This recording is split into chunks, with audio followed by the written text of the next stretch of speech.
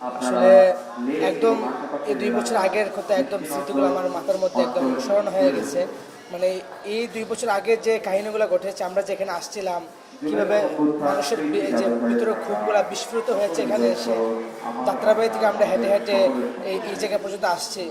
আসার পর যে আপনার গত 2 বছর আগে যে 5ই আগস্টে সরে যে পালিয়ে গেছে, মানে পুরো স্মৃতিটাই একদম কি একটা ভয়ঙ্কর একটা যুদ্ধক্ষেত্র একটা অবস্থা ছিল। সেই সময়টা আসলে পার হয়ে নতুন বাংলাদেশে আমরা আসলে পা দিয়েছি। নতুন বাংলাদেশ গড়ার লক্ষ্যে সবাই কাজ করতেছে। তো সেই যাত্রা আশা করি বাংলাদেশ সফল হবে, নতুন বাংলাদেশের যে আগামী যে এই নতুন 2 বাংলাদেশ বছরে হবে। বাংলাদেশকে দেখে আপনার যে এক্সপেকটেশন ছিল সেটা পূরণ হয়েছে বাংলাদেশে? আসলে 2 বছর আমার যে কি ছিল এটা আমার মনে হলো 1% হয়েছে। আবার দেশটা আগের মতো হয়ে গেছে। আগের মতো দেশটা একদম বিশৃঙ্খলা, দেশে কোনো শৃঙ্খলা নাই, দেশের মধ্যে কোনো গোছানো কোনো কিছু নাই, সব কিছু অগোছালো হয়ে যাচ্ছে। দেশটা মনে হচ্ছে আরও একটা বড় ভয়ঙ্কর একটা পথে দেশ আগে দেখাচ্ছে।